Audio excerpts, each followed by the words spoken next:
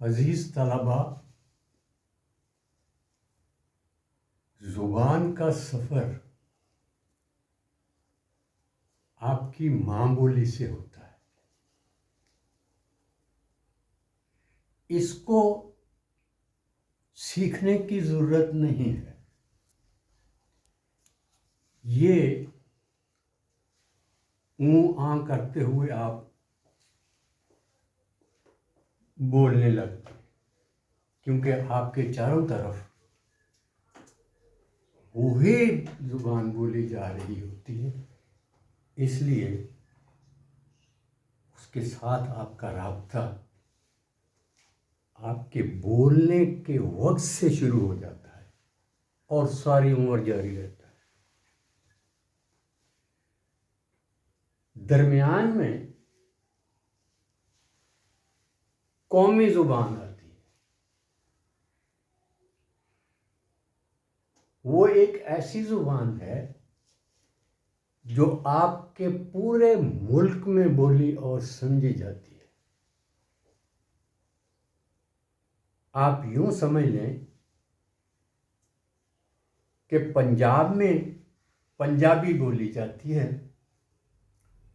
لیکن صوبے کے اندر بھی اس میں اتنی ویرائٹی ہے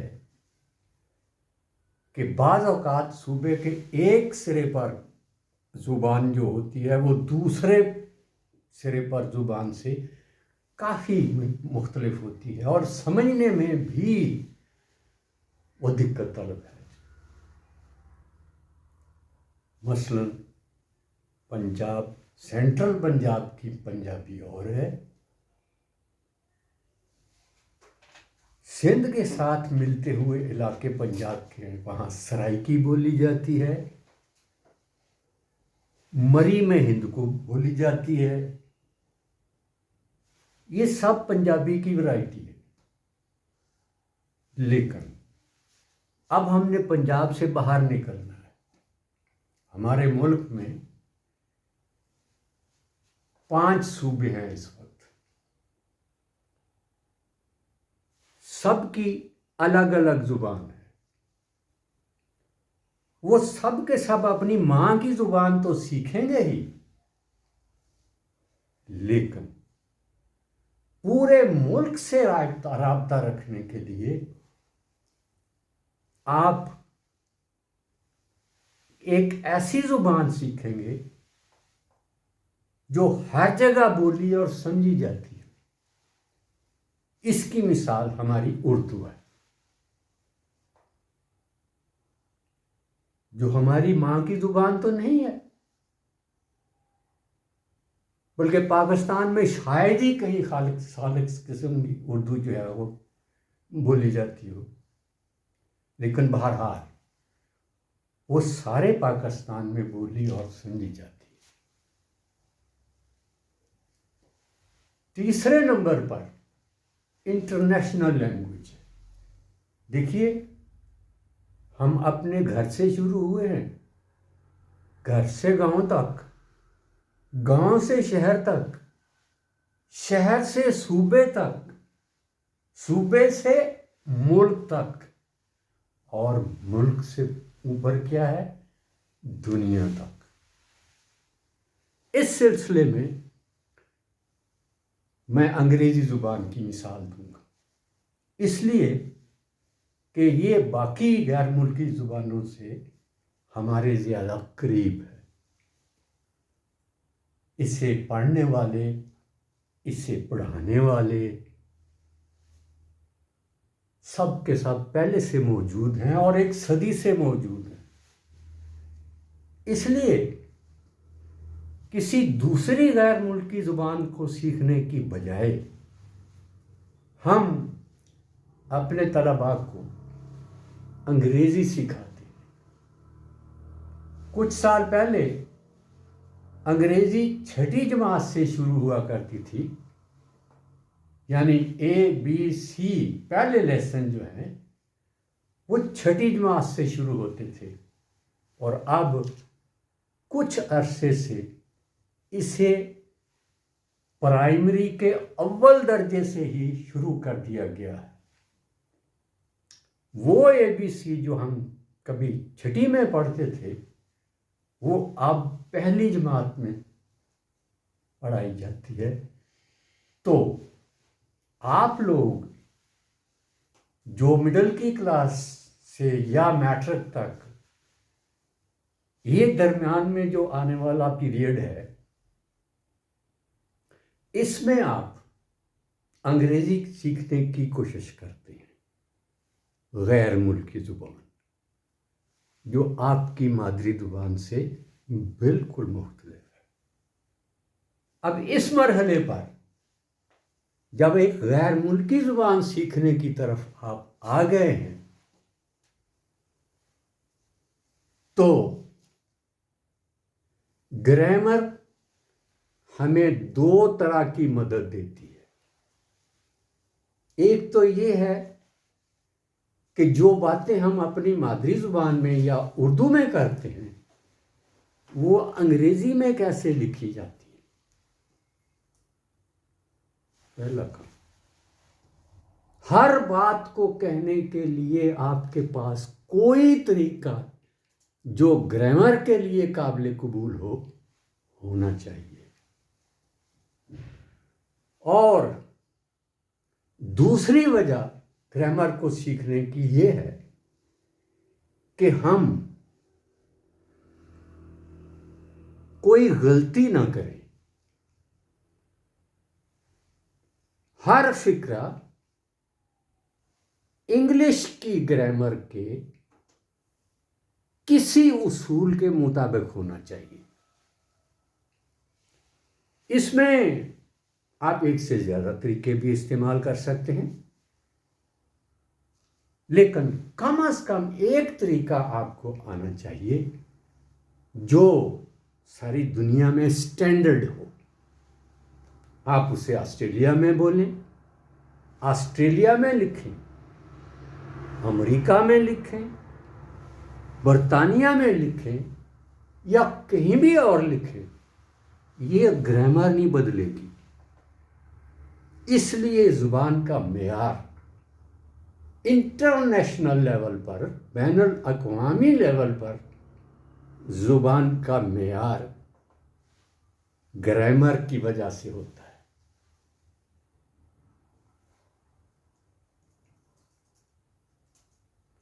اور دوسرا جیسے میں بتایا ہے گرامر کا فنکشن کیا ہے، زبان کو سٹینڈرڈائز کرنے سے آگے گرامر اس لیے سیکھی جاتی ہے کہ ہم کوئی غلطی نہ کریں.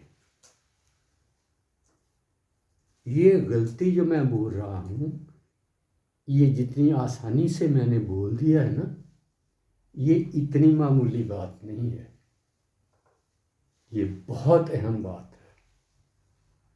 آپ مثال لیجیے، آپ کسی سوال کا جواب لکھتے ہیں اور جواب میں آپ نے 15 لائنیں لکھی ہیں. اگر آپ کوئی غلطی نہیں کرتے یا تھوڑی غلطیاں کرتے ہیں تو آپ زیادہ سے زیادہ نمبر لے جائیں گے. اگر 15 لائنوں میں آپ ہر لائن یا ہر دوسری لائن میں کوئی غلطی کرتے ہیں تو آپ کے نمبر اسی حساب سے کم ہوتے جائیں گے.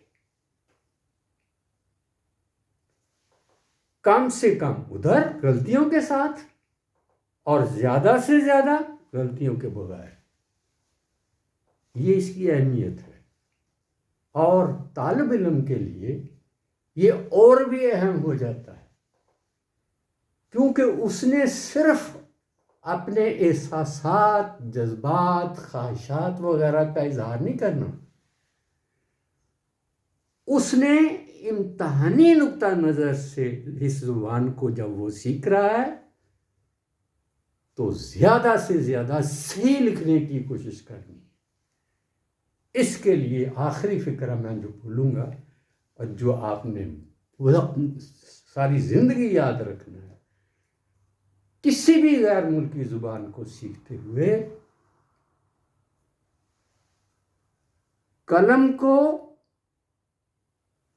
کاغذ کی طرف بعد میں جانا ہے، اور اس سے پہلے آپ نے اپنے دماغ سے یہ فیصلہ کرنا ہے کہ یہ فقرہ میں گرامر کے کس قاعدے کے مطابق لکھ رہا ہوں۔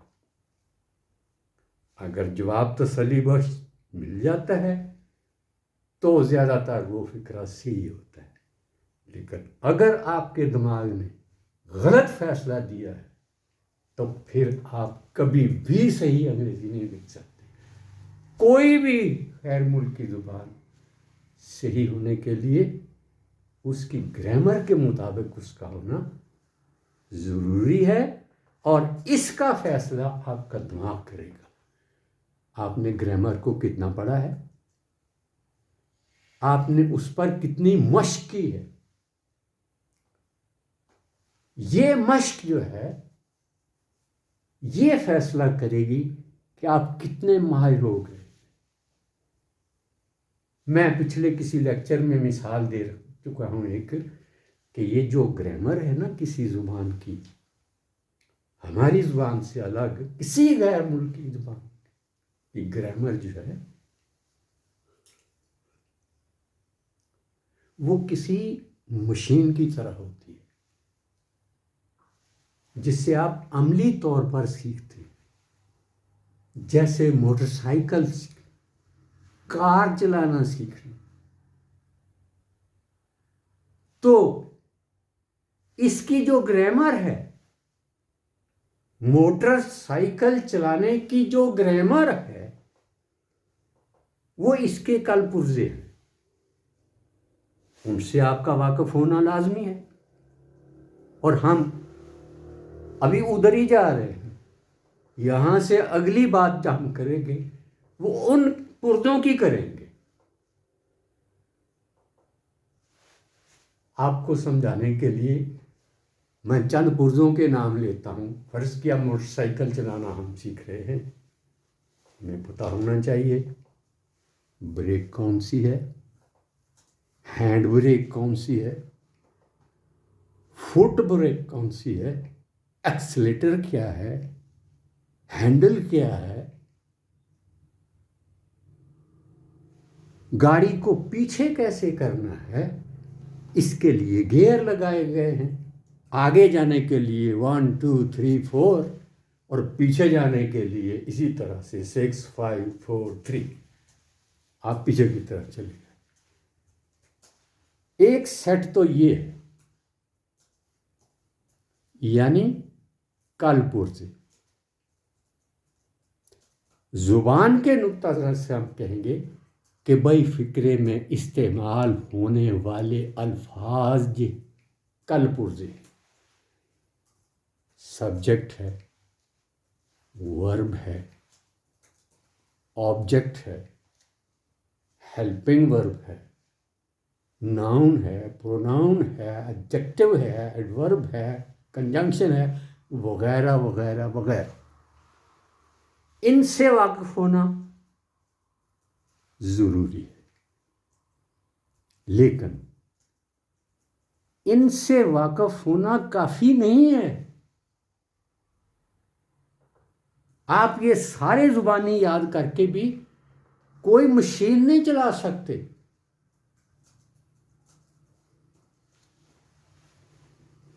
اس سے زیادہ ضروری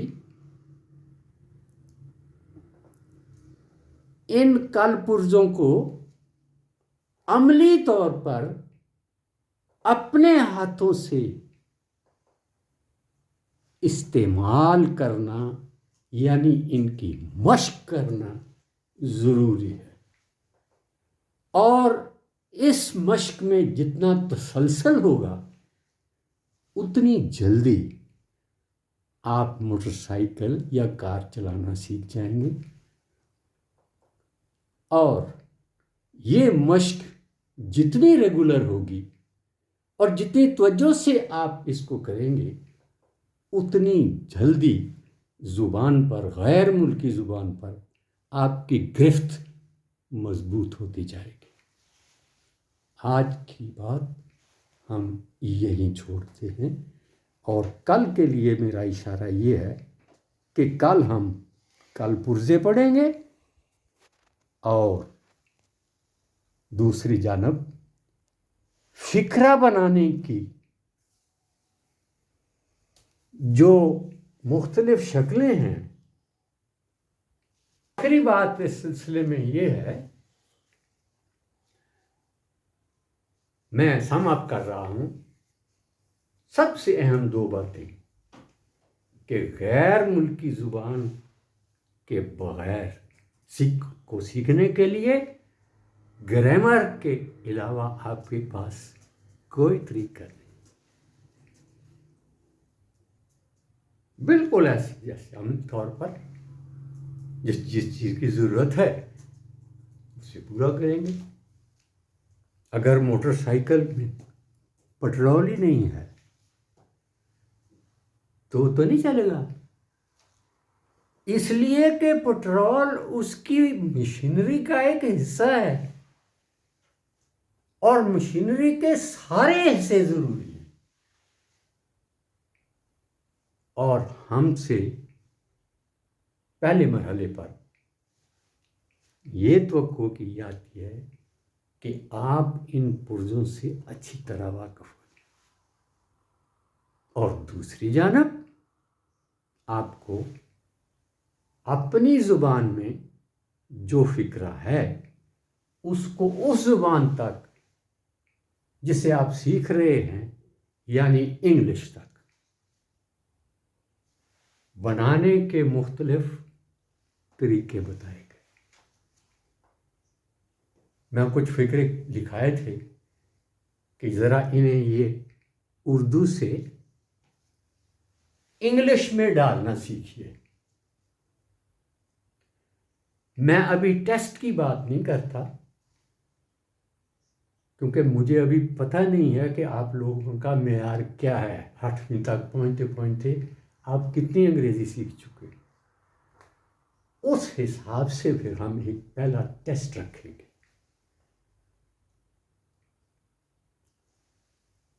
3 طرح کے فقرے ہیں جو آپ نے ذہن میں کرنے، میں ان کے نام بتا دیتا ہوں، اور وہاں سے کل ہم لیکچر شروع کریں گے۔ پہلا سمپل، دوسرا ایکٹیو، تیسرا پیسو۔ یوں جان لیجئے کہ اگر آپ نے یہ فیصلہ اپنے دماغ سے نہ لیا کہ یہ جو فقرہ میں ٹرانسلیٹ کرنے والا ہوں انگلش میں، ان تینوں میں سے کس میں رکھوں، تو وہاں آپ کو ضرورت پڑے گی گرامر کی۔ وہ آپ کی مدد کرے گی کہ اس کو اس ترتیب سے فقرہ بنائیں گے تو صحیح ہوگا۔